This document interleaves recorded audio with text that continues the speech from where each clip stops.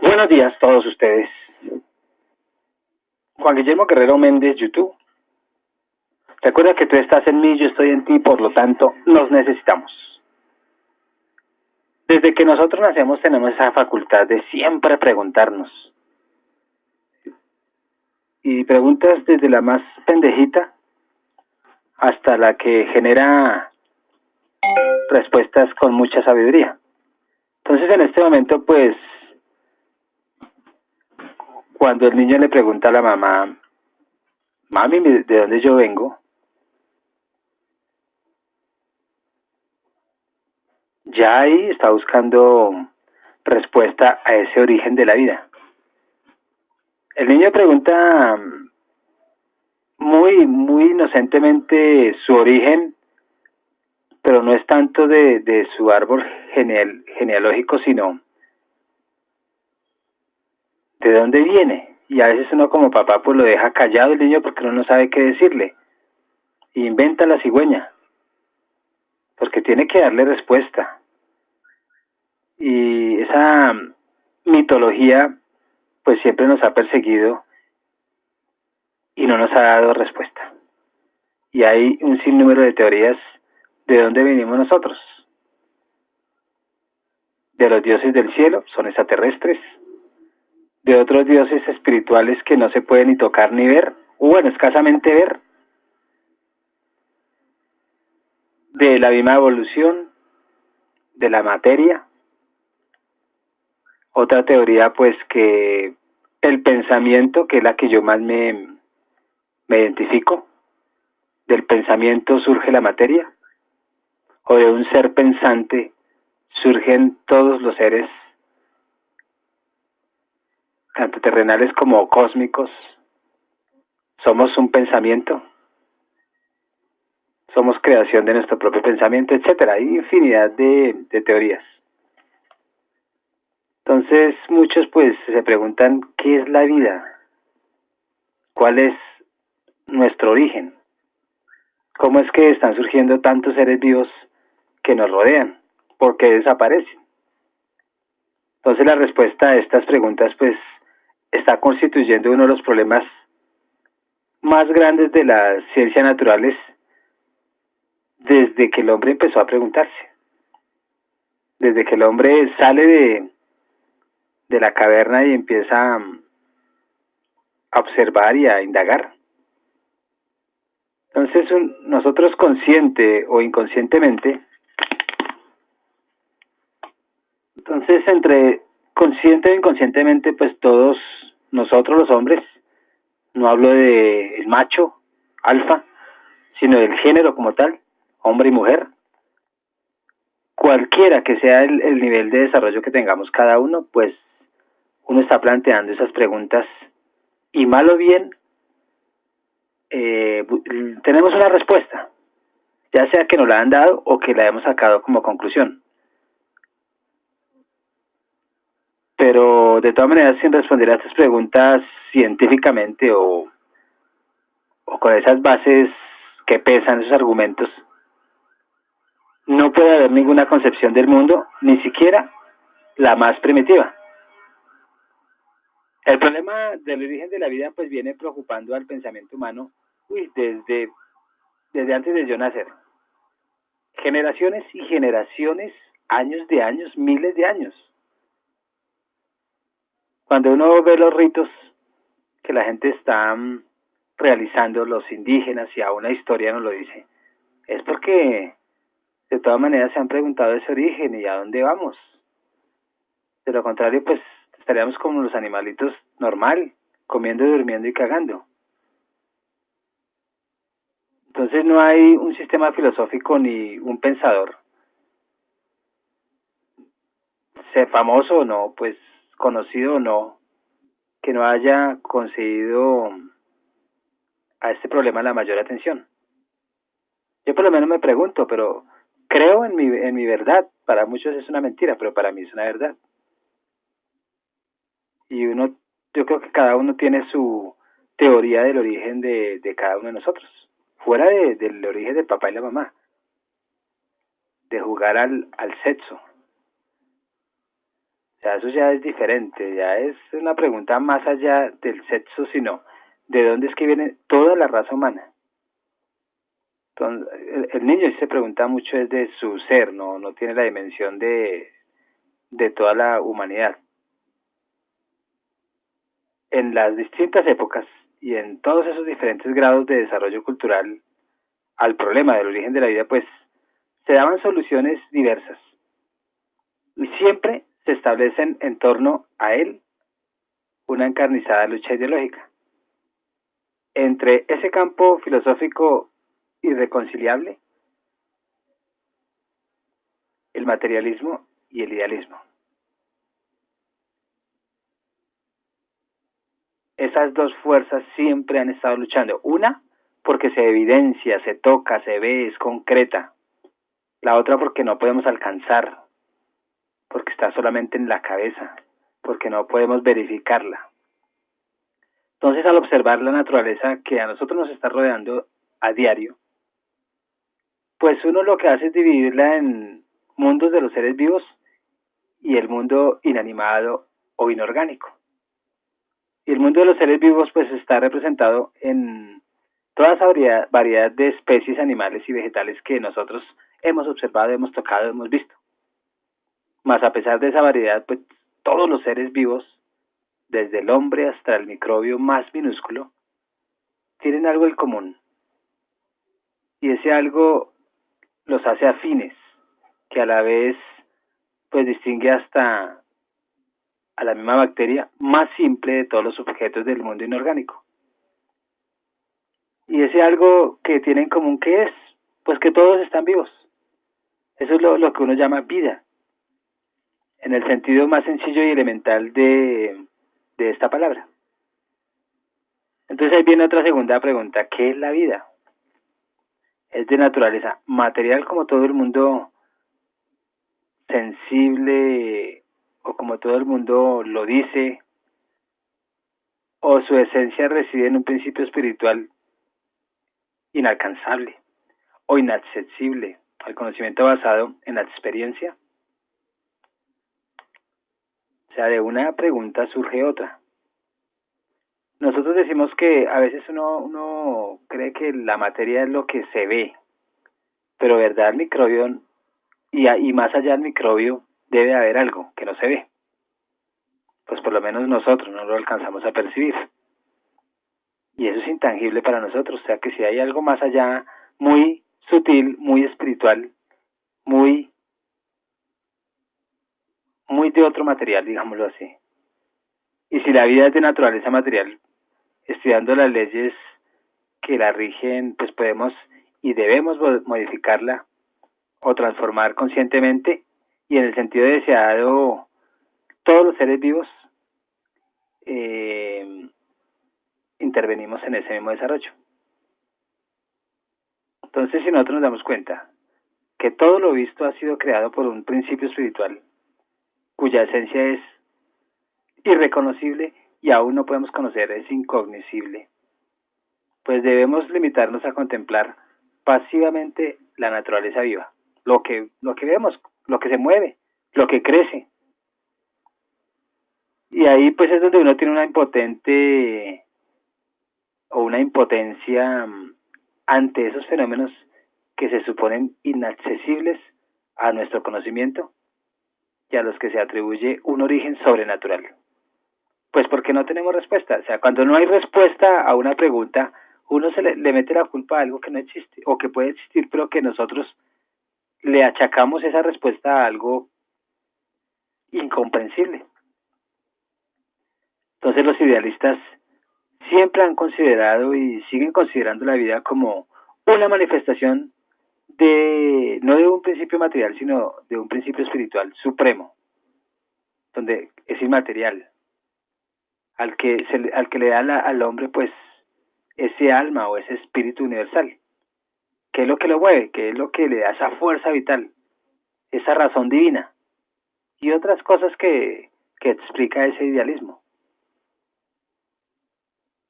Entonces, esta consideración desde el punto de vista, pues la materia en sí es algo inanimado e inerte. No sirve más que de materia para la estructuración de los seres vivos. Pero esto no puede originarse ni existir más que cuando el alma inculca pues ese movimiento, esa vida en esa materia y le da la forma y la armonía de su estructura. O sea, la vida como tal, la concebida en el idealismo es que todo lo que se mueve tiene vida, tiene un espíritu, tiene un alma.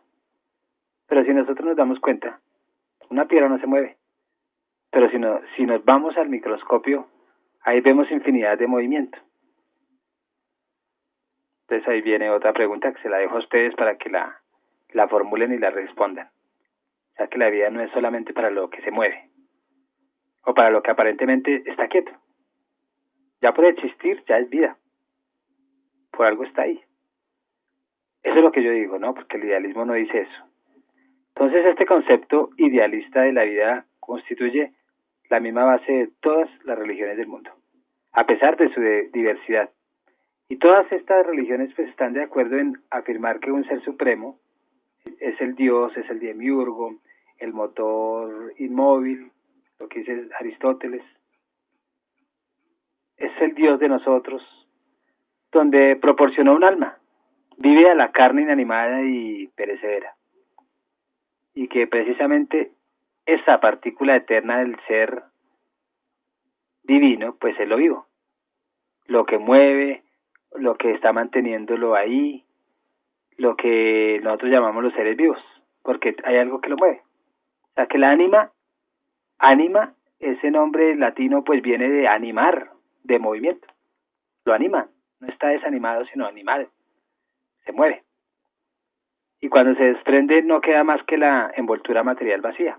O sea, ya somos un cadáver, o el perro que se murió es un cadáver que se pudre y descompone. Y ahí viene la contradicción que los animales no tienen alma. Si se mueve un perrito, una vaca, un pollo, y nosotros también como animales, ¿por qué somos tan egocéntricos y decir que nosotros sí tenemos un alma que el ser divino nos dio y nos movió? ¿Y por qué el perrito y la vaca y el pollo no tienen ese alma? Si también se movió. Otra pregunta que les dejo allá. Entonces la vida es una manifestación del ser divino y por eso el hombre no puede conocer la esencia de la vida ni mucho menos aprender a regularla. Y en el tiempo pues nos hemos dado cuenta que nosotros ya en el entendimiento hemos entendido muchas cosas de ese origen de la vida. Y de pronto en algún momento nos vamos a dar cuenta que el origen que nos enseñaron de un ser divino sea un mito, una mentira. Entonces, esa es la conclusión fundamental de todas las religiones sobre la misma naturaleza de la vida. Y no se concibe ninguna doctrina religiosa que no llegue a esa conclusión. Todas le atribuyen la existencia a un ser divino, a un ser que es incomprensible, pero sí decimos que es como un hombre, ya hay contradicciones también. Entonces el problema de la esencia de la vida es abordado siempre en una forma totalmente distinta por el materialismo. Idealismo, materialismo, dos tesis, antitesis, contraposición, oposición, etcétera. según el cual pues la vida, como todo el mundo restante, es de naturaleza material y no necesita para su explicación ningún reconocimiento ni ningún principio espiritual supramaterial. La materialidad siempre se va a oponer a lo que es espiritual, a lo que es más menos verificable, a lo que es un misterio, a lo que es un dogma, a lo que es algo que no es, porque uno no lo ve ni nada. El materialismo siempre se va a oponer a eso y el idealismo pues también se va a oponer a la materia. Entonces la vida no es más que una forma especial de existencia de la misma materia que se origina y se destruye de acuerdo con determinadas leyes del universo, otras leyes de Dios, otras leyes físicas, otras leyes espirituales, etcétera. No importa, pero son leyes.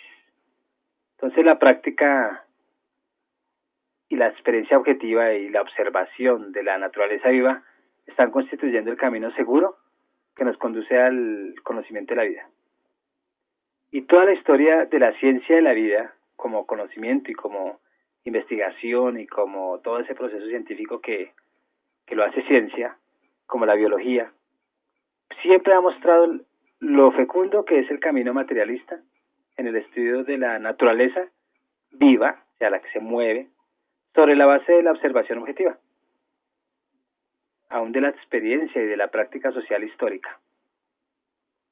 Entonces, ¿de qué modo tan completo nos descubre ese camino, la esencia de la vida, y cómo nos permite dominar la naturaleza viva, modificarla conscientemente en el sentido deseado y transformarla en beneficio de los hombres que constituyen el comunismo?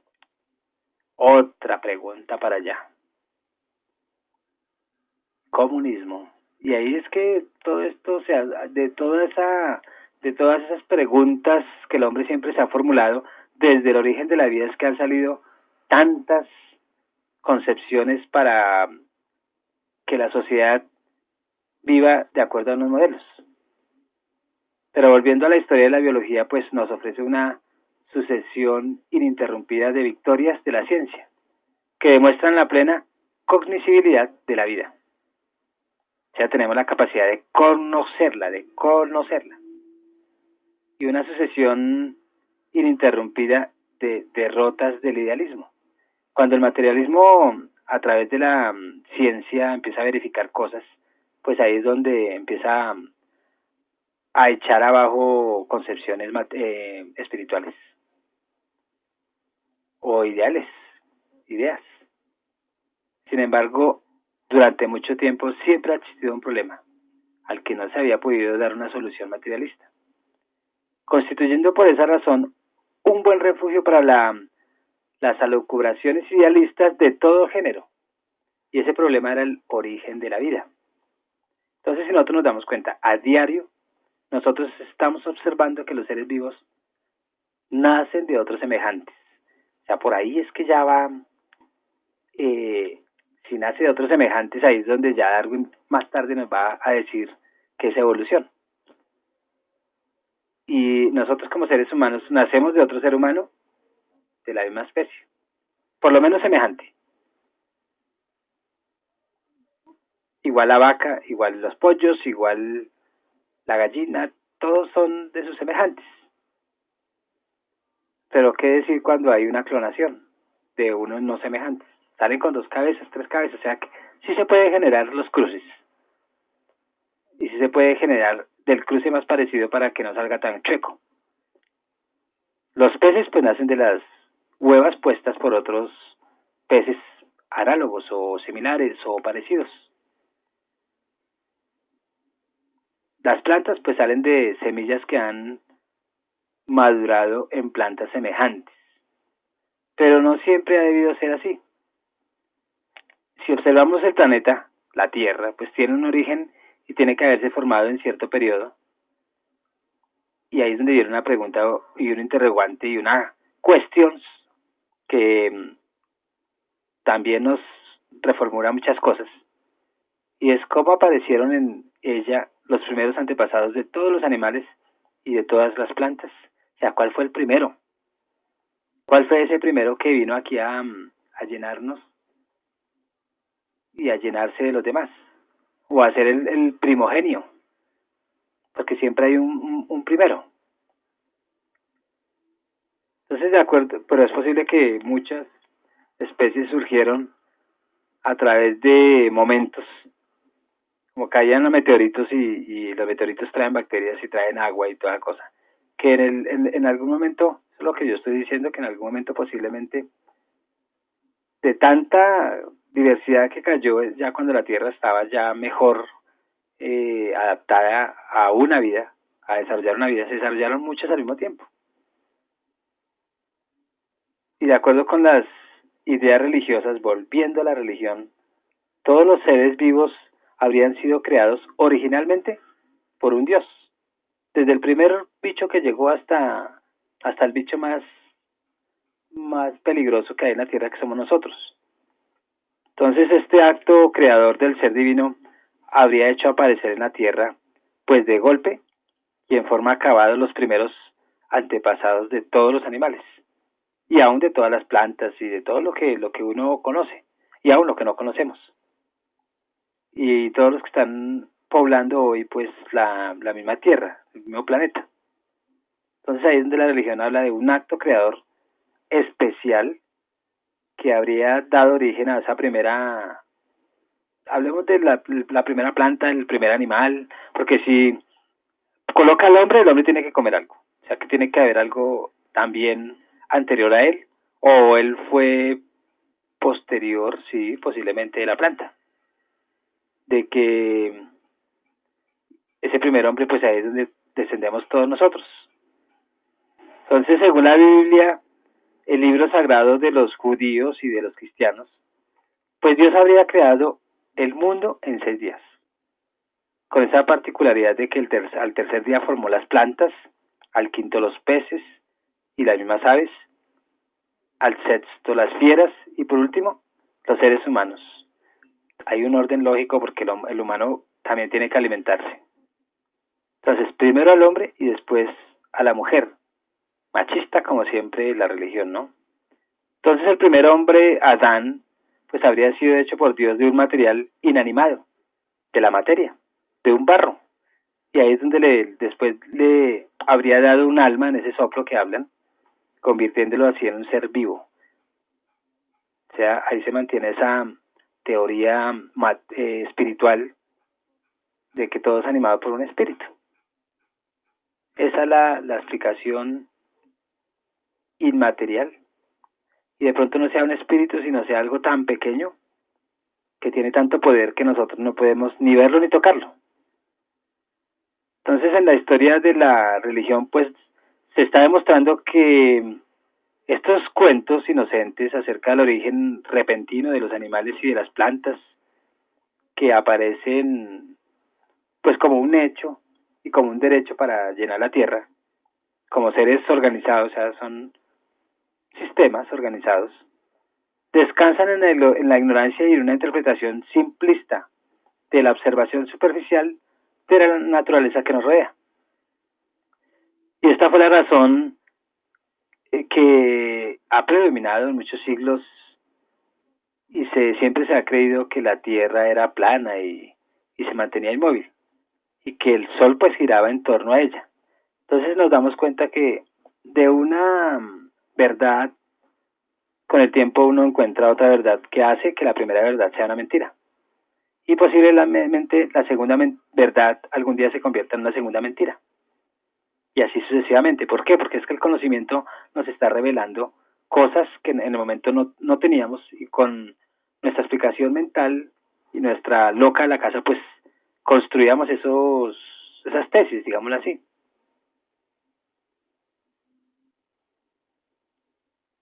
Entonces, si el sol giraba en torno a ella, la Tierra, pues que se levantaba por el oriente y ocultándose tras el mar a las montañas por el occidente, pues esa misma observación superficial hacía creer muchas veces a los hombres que distintos seres vivos, como por ejemplo los insectos, los gusanos, las lombricitas, los peces, las aves, los ratones, todos los animalitos que uno conoce cerca, ¿no? Pues nacen de otros animales semejantes.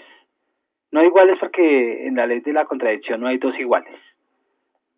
hay uno parecido al otro, pero no es igual, porque el uno guarda su individualidad. Pero entonces por eso es que se dicen semejantes. Y que nacen, entonces en esa observación se da uno cuenta que los animales nacen de un semejante. Pero también surgen directamente al generarse de un modo espontáneo a partir del fango. Porque como en esa época pues se observaba nomás, no había ciencia. Entonces veían que del fango salían animales. Decían, eso sale de ahí, eso se nació. De repente salió, del estiércol. Y hoy en día nos damos cuenta que los escarabajos ponen sus huevitos ahí y se alimentan del estiércol. Entonces en ellos no tenían esa información. Entonces también dicen que nacen de la tierra y otros materiales inanimados. Dicen que ahí es donde hablan que la vida es espontánea. Salió porque sí, salió un animal ahí. Estaban haciendo ya la ciencia, pero una ciencia especulativa. Entonces siempre que el hombre tropezaba con la generación repentina y masiva de seres vivos, pues lo consideraba como una prueba de la generación espontánea de la vida. Esos pensadores de ese momento pues decían eso, no, solo la vida es espontánea, sale porque sí. Y aún ahora, ¿no? Ciertas personas que no tienen esos conocimientos pues están convencidos de que los gusanos se engendran en el estiércol y en la carne podrida, y que diversos parásitos caseros surgen espontáneamente a partir de los desperdicios, las mismas basuras y todo lo que está en pudrición, digámoslo así, de todas las inmundicias. Muchos pueden decir que de ahí nace la vida, porque siempre que ven que se descompone algo surge mucha vida. Claro, porque es que dentro de cada... No, en esa época se ignoraba que ahí habían huevitos, ¿cierto? Como no los veían. Entonces, en esa observación superficial, que aún hay gente así hoy, no percibe que los desperdicios y las basuras no son sino el lugar o el nido donde los parásitos depositan sus huevos, que en algún momento pues van a dar ese origen a esa generación de seres vivos de su propia naturaleza.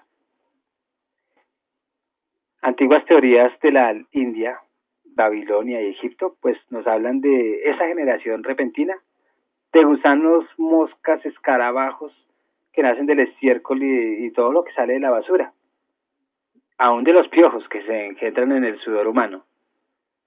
También hablaban de ranas y serpientes, ratones y cocodrilos procreados por el fango del Nilo. También de luciérnagas que se originaban en las chispas desprendidas de hogueras que se consumen por sí solas. Cuando veían la luciérnaga allá alumbrando, y preciso como alumbran solas, hacían una relación hacían una relación, ¿sí? Una relación con la chispita. Y ahí salía una teoría que hoy en día, pues, ya uno se da cuenta que no. Entonces, era muy fantasioso la forma de dar esas teorías especulativas, de esas de la origen de la vida y más de generación espontánea, pues, se relacionaban en tales teorías con las leyendas y tradiciones religiosas. Entonces, las apariciones repentinas de seres vivos los interpretaban únicamente como una manifestación parcial de la vida creadora de alguien que tenía voluntad de hacerlos. ¿Y quiénes eran? Los dioses y los mismos demonios. Y ahí es donde nosotros nos damos cuenta que en la antigua Grecia muchos filósofos materialistas negaban ya esa explicación religiosa del origen de los seres vivos. Y sin embargo, pues el curso de la historia hizo que en los siglos siguientes se empiece a desarrollar y a predominar pues esa concepción enemiga del materialismo, que es la concepción idealista de Platón, y recordemos que él es un filósofo de la antigua Grecia. Él es el padre del idealismo.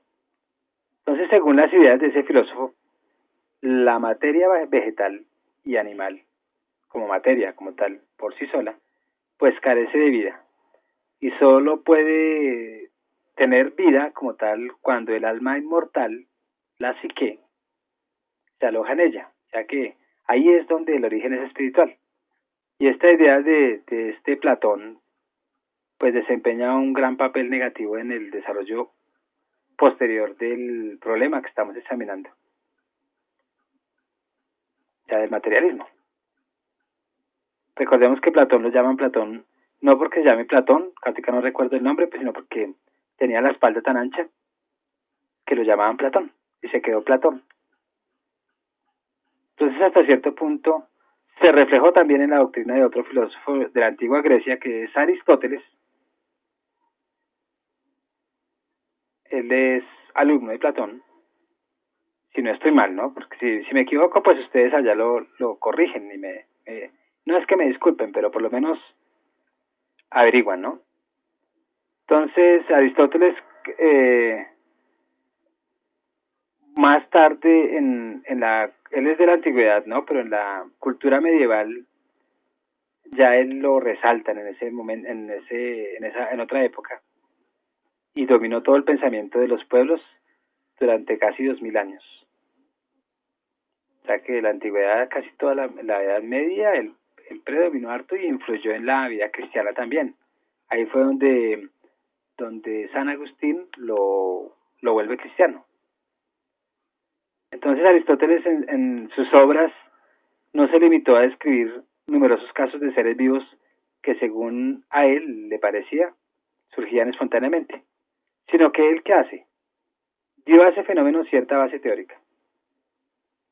Y pues él como filósofo y como pensador pues dio a este fenómeno una consideración que todo ser vivo, lo mismo que todos los objetos concretos, se formaban por la conjugación de cierto principio pasivo, que era la materia, con un principio activo, que era la forma. Entonces esta última sería para los seres vivos la entelequia del cuerpo y el alma. Ahí ya empieza a aparecer esas ¿cómo llamar? Bipolaridades, sí, una contra otra. Y ella era la que daba forma al cuerpo. Entonces el alma para él era la que daba forma al cuerpo y la que la movía. Entonces resulta por esa razón que la materia carece de vida, pero es abarcada por esta, la invade, empieza a darle esa forma muy armoniosa y se organiza con ayuda de la fuerza anímica, la anima, que inculca vida a esa materia sin vida y la mantiene con vida. No sé si entendieron ese trabalengua, pero es fácil, que todo lo que no se mueve, entra una partícula de un ser divino, que es el alma, y la mueve, la anima, y ahí es donde ya se llama vida. Entonces las ideas aristotélicas siempre han ejercido gran influencia sobre toda la historia ulterior del problema de origen de la vida. Y ahí todas las escuelas filosóficas posteriores, pues, tanto las griegas como las romanas, por eso es que se llama greco-romano, porque el griego invadió los romanos, pero en ideal, ¿no? Entonces compartieron plenamente esta idea de Aristóteles acerca de esa generación repentina de los seres vivos. Y a la vez que en el transcurso del tiempo, la fundamentación teórica de esa generación espontánea y repentina, pues fue adquiriendo un carácter cada vez más idealista, hasta místico. Claro, porque es que ya se estaba hablando de un alma, eso es místico, es un misterio. Entonces este último carácter lo adquirió en particular a comienzos de nuestra era entre los nuevos platónicos o neoplatónicos. Entre ellos está Plotino, jefe de esta escuela filosófica, la neoplatónica, muy difundida en aquella época, y enseñaba que los seres vivos pues habían surgido en el pasado y surgían aún cuando la materia se animaba por el espíritu vivificador. Entonces parece ser que Plotino fue el primero en formular la idea de la fuerza vital. Los otros la formularon, pero como que la estructuró más, o le dio ya ese nombre.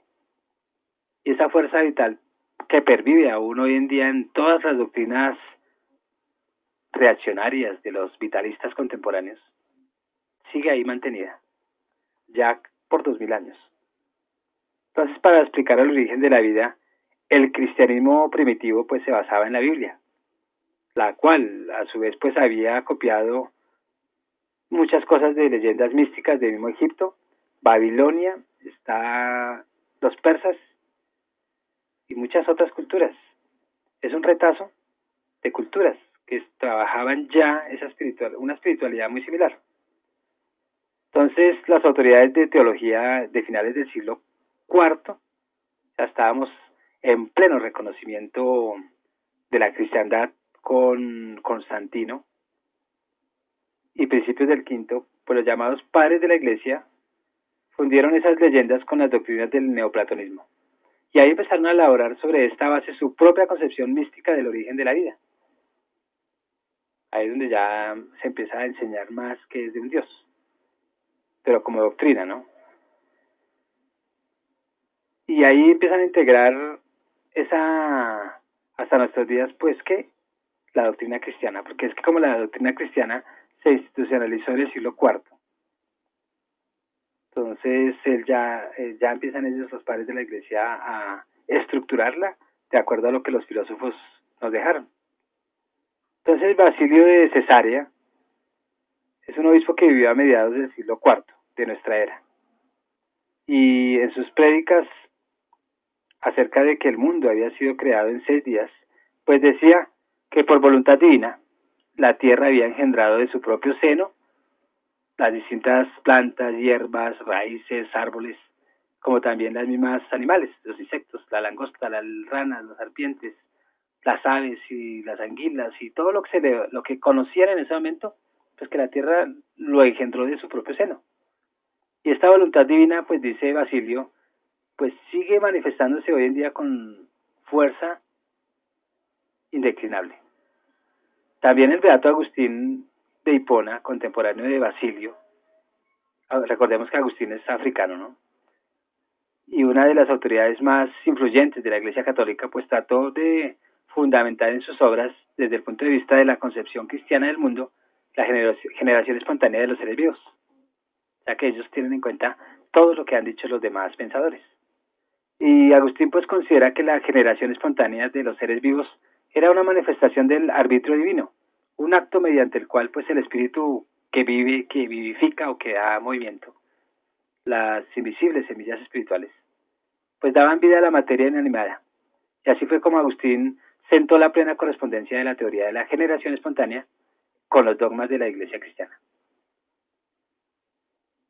La Edad Media, que es del siglo del siglo IV,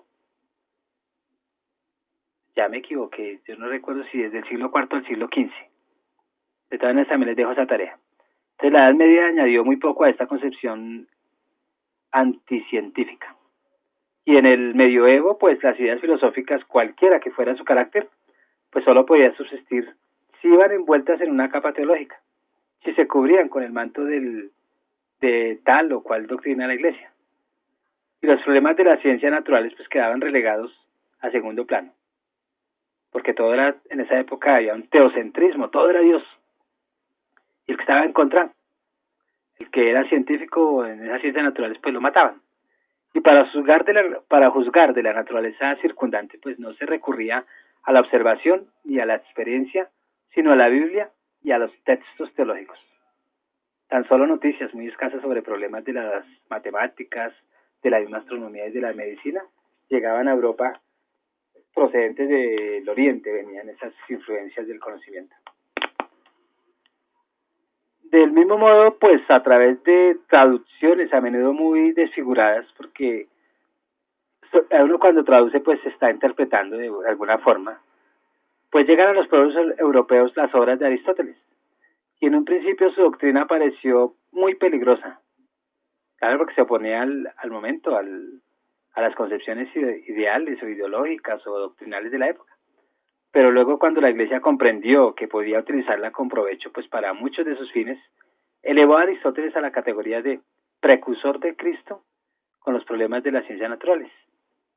Y según la acertada expresión de Lenin, la escolástica y el clericalismo pues no tomaron de Aristóteles muchas cosas, sino más bien lo hicieron vivo, o hicieron vivo lo muerto, por lo que toca en particular al problema del origen de la vida y se empieza a desarrollar esa teoría de la generación espontánea de los organismos, donde se dice que la esencia reside, sí, a juicio teológico cristiano, en la vivificación de la materia animada con el eterno espíritu divino. Tomás de Aquino fue el que cristianizó él es del siglo XIV, si no estoy mal, y él fue el que cristianizó a Aristóteles. Entonces, a título de ejemplo, pues podríamos citar a Tomás de Aquino. Él es uno de los teólogos más famosos de la Edad Media, ya estaba a finales, cuyas doctrinas siguen siendo hoy día para la Iglesia Católica la única filosofía verdadera, pues por lo que él espiritualizó todo. Entonces, en sus obras, Tomás de Aquino enseña que los seres vivos surgen al ser animados, al ser animada más bien la materia inerte por algo que la anima. Eso es aristotélico. Y así se originan en particular al pudrirse el fango marino y la tierra abonada con estiércol, la rana, las serpientes y los peces. También dice que hasta los gusanos que en el interior pues están, también tienen ese alma. No, aunque no dice alma, sino que hay una generación espontánea que surge. Y él habla mucho de eso, que el infierno tortura a los pecadores. Y ahí es donde surge, según Tomás de Aquino, pues a consecuencia de la putrefacción de los pecados, esa concepción de sufrimiento. Aunque ya el sufrimiento ya venía de atrás, ¿no? Pero él le da su toque. Tomás de Aquino fue siempre un defensor y un propagandista de la demonología militante. Entonces, para él, el diablo existe en la realidad y es el jefe de todo un tropel de demonios, cachones, porque de todas maneras, pues el santo cachón siempre ha existido. Entonces, él aseguraba que la aparición de parásitos dañinos que nosotros teníamos no solo puede producirse obedeciendo a la voluntad divina, sino también por las artimañas del diablo y de las fuerzas del mal a él sometidas. Pero él no sabía que él tenía gusanitos también. Si se hubiera enterado, se da cuenta que entonces él está más poseído que cualquier otro. Y era gordito. Entonces, la expresión práctica de estas ideas la construyen o las constituyen más bien los numerosos procesos inacabados de esa Edad Media contra las brujas, a las que se acusaban de lanzar contra los campos ratones y otros animales como plagas que destruían las cosechas. Porque para Tomás de Aquino, pues todos los bichos eran militantes del diablo, y más cuando habían muchos. Y no sabía que era porque hubo mucha comida y se reprodujeron, simplemente era eso. O hubo mucha pudrición y salieron otros seres, unas plagas. Pero bueno, entonces la Iglesia Cristiana Occidental pues tomó de la doctrina reaccionaria de Tomás de Aquino y empezó a convertirlo pues en dogma el principio de la generación espontánea. Y aún esa generación repentina de los organismos, según el cual los seres vivos se originan de la materia inerte al ser animada, esta por un principio espiritual. Se refuerza con Tomás de Aquino esa concepción aristotélica y esa concepción aún platónica también. Y este era también el punto de vista de las autoridades teológicas de la Iglesia Oriental. Es así como Demetrio obispo de Roslov, que vivió en tiempos de Pedro I, defendía a sus obras, o defendía más bien en todos sus escritos, el principio de la generación espontánea, en forma por demás curiosa para nuestras ideas actuales. Según él, durante el diluvio universal, Noé no habría embarcado en su arca ratones, sapos, escorpiones, cucarachas ni mosquitos. Es decir, ninguno de esos animales que nacen del cieno y de la podredumbre. Y en el rocío del cielo pues se engendran, porque hay agua, ¿no? Ellos no lo sabían. Entonces todos estos seres vivos parecieron con el diluvio y después del diluvio volvieron a engendrarse de esas mismas sustancias. Pero sí, la religión cristiana, lo mismo que todas las demás religiones del mundo, siempre están siguiendo siempre nos están sosteniendo que hoy en día que los seres vivos pues han surgido y surgen de golpe, así como magia, y enteramente formados por generaciones espontáneas, a consecuencia de un acto creador de un ser divino, sin ninguna relación con el desarrollo de la materia. Ahí están en contra del materialismo. Y sin embargo, al profundizar en el estudio de la naturaleza viva, lo que se mueve, pues los hombres de ciencia han podido establecer que esa generación espontánea y repentina de seres vivos no se produce en ningún lugar del mundo que nos rodea. Y esto quedó demostrado a mediados del siglo XVII para los organismos con cierto grado de desarrollo, y en particular para los gusanos, los insectos, los que nombraban en la época, los reptiles, los anfibios, y ahí es donde hay muchas investigaciones posteriores confirman ese acerto, también por lo que respecta a seres vivos de organismos más simples, incluso de los microorganismos más sencillos, que a pesar de no ser perceptibles, porque uno no los ve a simple vista, pues nos rodean por todas partes y pueblan toda la tierra y están en el agua, en el aire y en la nariz de nosotros y en la boca, en todo lado. Vemos pues que el hecho mismo de la generación repentina de seres vivos, que teólogos de distintas religiones trataban de explicar como un acto en el que el espíritu vivificador pues daba vida a la materia animada y que constituía la base de todas las teorías religiosas del origen de la vida, pues resultó ser un hecho inexistente, fantasmagórico, asentado en observaciones falsas y en la ignorancia de sus interpretadores. Ya en el siglo XIX, se empieza a decir o se asienta, se asienta otro golpe demoledor a las ideas religiosas acerca del origen de la vida, porque Darwin y posteriormente otros muchos hombres de ciencia, entre ellos rusos está Timiryazev, los hermanos A y B Kovalevsky y otros, pues empiezan a demostrar la diferencia de lo que enseñan las Sagradas Escrituras. Nuestro planeta no había estado poblado siempre por los animales y las plantas que nos rodean en la actualidad. Las plantas y los animales superiores, pues, comprendían, superiores, pues, teniendo en cuenta al hombre, ¿no? Entre comillas, digo yo, pues no surgen de golpe al mismo tiempo que la Tierra, sino que en épocas posteriores de nuestro planeta y a consecuencia del desarrollo progresivo de seres vivos más simples, estos, pues, o sea, nosotros, los complejos, seres más complejos, que no somos unicelulares, sino pluricelulares, pues a su vez tuvimos un origen en otros organismos, aún más simples, y que vivieron en épocas anteriores y así sucesivamente hasta llegar a los seres vivos más sencillos. Entonces, estudiando los restos fósiles de los animales y de las plantas que poblaron la Tierra hace millones de años, pues podemos convencernos en forma bien patente de que en aquellos tiempos la población viva de la Tierra pues era distinta a la actual, y de que tanto más avanzamos en la profundidad de los siglos, pues vemos que esa población es cada vez más simple y menos diversa, y hoy es cada vez más compleja, o sea, hacia el futuro es más compleja los seres vivos, y hacia el pasado cada vez son más simples. O sea, posiblemente descendemos de un escalón gradual y de unos seres vivos simples.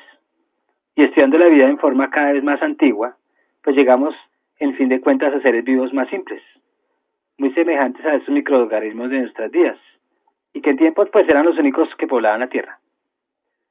Entonces, a la vez surge inevitablemente la cuestión del origen de las manifestaciones más simples y más primitivas de la misma naturaleza viva, de las que arrancan todos los seres vivos que pueblan la Tierra. El origen desde unos seres vivos simples, desde una célula unicelular, por eso se dice, y ahí es donde las ciencias sociales no, las ciencias naturales, a la vez que refutaban la posibilidad de que lo vivo se engendraba independientemente de las condiciones concretas del desarrollo del mundo material, pues debían explicar el tránsito de la materia inanimada a la vida, es decir, explicar el origen de la vida. En los geniales trabajos de Engels, que es un, ¿cómo decir, pues habla mucho de la dialéctica de la naturaleza y en sus notables generalizaciones de esos adelantos académicos sobre las ciencias naturales, se ofrece el único planteamiento acertado y científico del problema del origen de la vida. Engels pues señala también el camino que habían de seguir en el sucesivo las investigaciones de ese terreno, camino por el que avanza con todo el éxito la biología soviética. Engels rechaza por anticientífica la opinión de que lo vivo puede originarse independientemente de las condiciones en que se desarrolla la naturaleza, y patentizó la unidad existente entre la naturaleza viva y la naturaleza inanimada, basándose en pruebas científicas. Y Engels, pues, ¿qué hace? Considera la vida como un producto del desarrollo, como una transformación cualitativa de la materia, preparada en el periodo que precedió a la aparición de la vida por una serie de cambios graduales operados en la naturaleza y condicionados por el desarrollo histórico. O sea, ya se está empezando a hablar de la evolución. El gran mérito de la teoría de Darwin, pues, consistió en haber dado una explicación científica, una explicación materialista a la aparición de los animales y aún a las plantas superiores mediante todo ese desarrollo progresivo del mundo vivo, y en haber recurrido al método histórico para resolver los problemas biológicos. Sin embargo, pues en el problema mismo del origen de la vida, muchos naturalistas siguen manteniendo, aún después de Darwin, el viejo método metafísico de abordar este problema. El mendelismo morganismo, muy extendido en los medios científicos de América y de Europa occidental, ellos sostienen que al principio pues todos aportamos una herencia, lo mismo que en todas las demás propiedades de la vida. Y ya empiezan a hablar de los genes, como partículas de una sustancia especial concentrada en los cromosomas del núcleo celular. Y estas partículas pues habrían surgido repentinamente en la Tierra, en alguna época, y que empezaban a conservar prácticamente invariable en su estructura determinante de la vida. Y a lo largo de todo el desarrollo de esta, pues, el gen era el que estaba transformando la especie. Entonces ahí es donde vemos por consiguiente que desde el punto de vista de los mendelistas morganistas, pues el problema de origen de la vida se reduce a ser como pudo surgir repentinamente esa partícula de sustancia especial, dotada de todas las propiedades de la Tierra. Y la mayoría de los autores extranjeros que abordan esta cuestión, por ejemplo está de Villers en Francia y Alexander en Norteamérica, pues lo hacen en forma por demás simplista. Según ellos, pues la molécula del gen surge en forma puramente casual gracias a una feliz conjunción de átomos de carbono, de hidrógeno, de oxígeno, nitrógeno y fósforo, las cuales pues están combinando ellos solitos para formar una molécula extraordinariamente compleja. Y dicen que pues de esa sustancia especial que posee desde el primer momento todos los atributos de la vida, pues es que salen esas tantas especies, ¿no? Ahora bien, esa circunstancia feliz es tan excepcional e inusitada que únicamente podría haberse dado una vez en toda la existencia de la Tierra. Y a partir de ese momento solo se produce una constante multiplicación de genes, que esa sustancia especial que ha surgido de esa combinación una sola vez, que es eterna e inmutable. Pues está claro que esa explicación no aplica ni explica en esencia absoluta nada. Lo que distingue a todos los seres vivos, sin excepción, es que su organización interna se halla extraordinariamente adaptada. Podríamos decir que perfectamente adaptada al cumplimiento de determinadas funciones vitales, como la alimentación, la respiración, el crecimiento y aún la multiplicación en las condiciones de existencia dadas. Entonces, uno se pregunta, pero ¿cómo ha podido surgir mediante un acto puramente casual esa adaptación interna tan característica para todas las formas vivas, incluso para los más elementales. Los que mantienen ese punto de vista niegan en forma anticientífica la misma regulación del proceso que da origen a la vida y consideran que este acontecimiento, el más importante de la vida, es nuestro planeta y es puramente casual y en consecuencia pues no pueden darnos ninguna respuesta a la pregunta planteada, cayendo inevitablemente en las concepciones más idealistas y místicas que afirman la existencia de una voluntad creadora primitiva de origen divino y de un plan determinado de creación de la vida. Así pues, entonces, si ustedes quieren investigar, averigüen en el libro de Stronger, que habla sobre eso, y hay una pregunta: ¿qué es la vida desde el punto de vista físico? Eso se publicó hace mucho ya del biólogo norteamericano Alexander.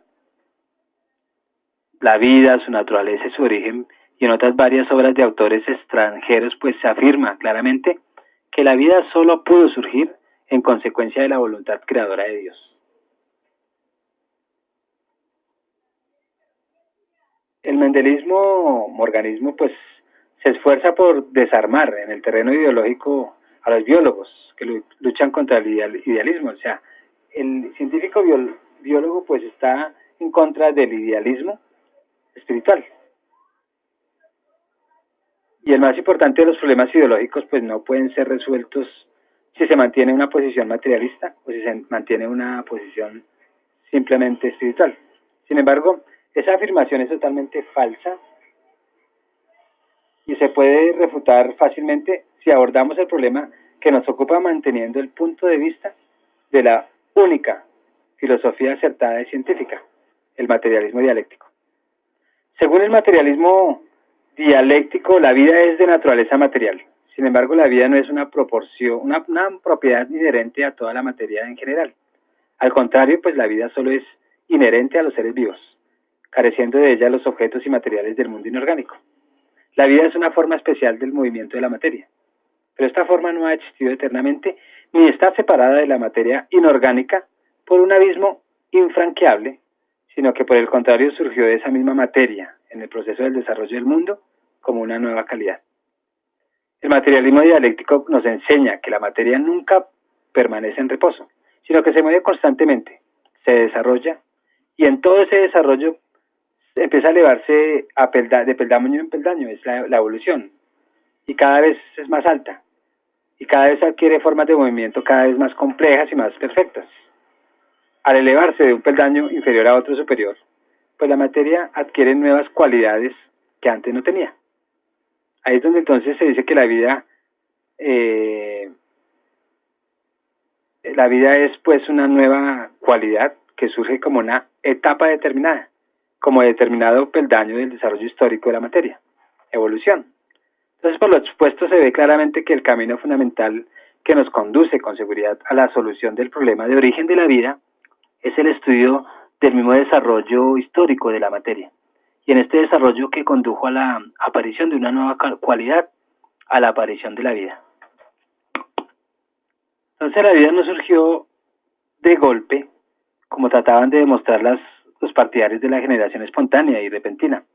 Hasta los seres vivos más simples tienen una estructura tan compleja que no pudieron haber surgido de golpe, pero sí pudieron y debieron formarse mediante transformaciones sucesivas y sumamente prolongadas de las sustancias que los integran. Y esas transformaciones se produjeron hace mucho tiempo, cuando la Tierra se estaba formando aún, y en todos sus periodos iniciales de su existencia. De aquí que parece resolver acertadamente el problema del origen de la vida, que haya que recurrir al estudio de esa transformación, a la historia de la formación y del mismo desarrollo de nuestro planeta. Para terminar, pues podemos decir que en las obras de Lenin hallamos una idea muy profunda acerca del origen evolutivo de la vida. Las ciencias naturales, decía Lenin, afirman positivamente que la Tierra existió en un estado tal que ni el hombre ni ningún otro ser viviente le habitaban ni podían habitarla. La materia orgánica es un fenómeno posterior, fruto de un desarrollo muy prolongado. Entonces, terminando esto, recuerda que tú estás en mí, yo estoy en ti, por lo tanto, nos necesitamos. Para terminar, en el problema del origen de la vida, las modernas ciencias naturales pues tienen planteada la tarea de trazar un cuadro acertado de la evolución sucesiva de la materia